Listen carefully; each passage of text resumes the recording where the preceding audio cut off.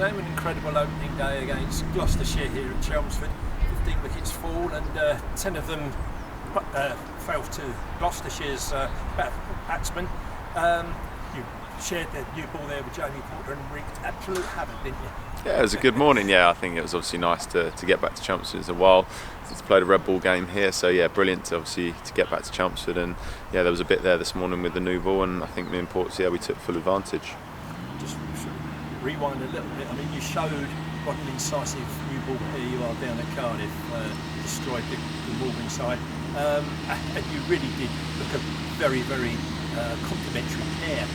Bowls tend to bowl in pairs, don't they? Of course, yeah, I think that's something we've done well over the last few years. We built a partnership with that new ball, obviously giving very little away. We try to, in terms of runs, and then obviously when there is that movement there, you can build wickets for as little runs as possible. That is obviously the overall goal of being an opening bowler. So yeah, I think we've built a complementary partnership. Obviously found our ends that we both enjoy bowling from, obviously at Chelmsford as well. But it's nice, like you say, when we go and do it away from home as well. So and it doesn't prove that we're sort of just one trip ponies. And yeah, we love bowling together, and it proved today that we're a strong partnership still.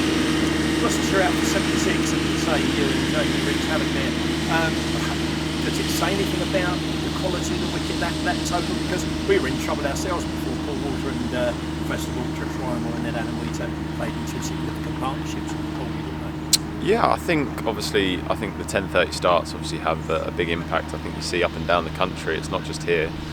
Wickets have tumbled everywhere, whether there's a little bit more dampness in the wicket or just sort of the earlier start time. Reading that to what you will, I don't know the science of it, but I think like I said, you can get carried away sometimes when there is a bit of movement there. So I think we're pretty proud that we managed to stick in and not leak any boundaries really, or get too carried away. So I think, yeah, like you see, there's a bit of movement there all day, but Paulie and Weeds have proven that it's not impossible to bat on at all. And I think that if you stick in and sort of play within your bubble, there is runs to be scored. So I don't think it's anything to worry about the wicket. Let's talk about Sam Cook's season. It just got progressively better, hasn't it? And you made your mark in the 2020, got that selection for the 100, and that's great experience. But back in red ball cricket, slotted straight back into the groove as if you'd never been away. Is it difficult to adjust from one format to another, Sam? I think so. I think that you just got to be really precise with your practice and your warm up. So I've had a week off coming back from the 100 and use that to really sort of get some good red ball overs in. And you've just got to do exactly what you need in terms of your preparation. I think I haven't found it too hard flicking between the formats, which is something I'm quite proud of that I've managed to do. But I think it's just important the way you practice, obviously, to take full advantage. It might only be 1-2 days between competitions, but you've got to really use that time carefully and make sure that your skills are ready to go back whether it's a red ball, white ball, whatever you're changing between. So yeah, it's something I've been proud of to obviously slot back in and feel the red ball out. It took probably a couple of days of bowling, but yeah, it's obviously nice to slot straight back in. And I guess you're still a young man at this stage of your career, taking valuable experience from each and every game that you play in each and every format. Is that right? 100%. I think you obviously never stop learning as a bowler. It's something I've actively tried to do as I've sort of come into the team. Never sort of think you've cracked it, as this game will tell you, you've never cracked it. So trying to always keep learning. Obviously, as years goes on, you sort of take in more information, learn more about yourself as a bowler, more about the batters, pitches, conditions, that sort of thing. So that's something that I'll keep trying to do, and hopefully have done well up until this point.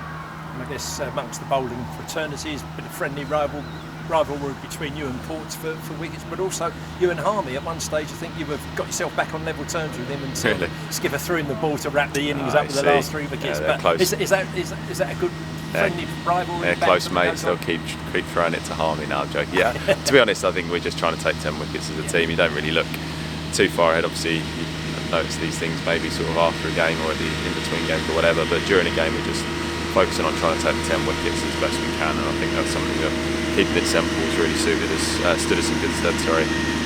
Over the last few years, and hopefully we keep doing that. 2 more matches in another innings to come, so that will play itself out anyway. But as far as you're concerned, your best season so far? I think so. I think you'd have to say in terms of the numbers that I've put behind me so far, it's definitely been my best season so far. But obviously want to keep pushing that into the last 2 games and finish with as many wins and as many wickets as possible. So yeah, I think hopefully we finish strong and see from there.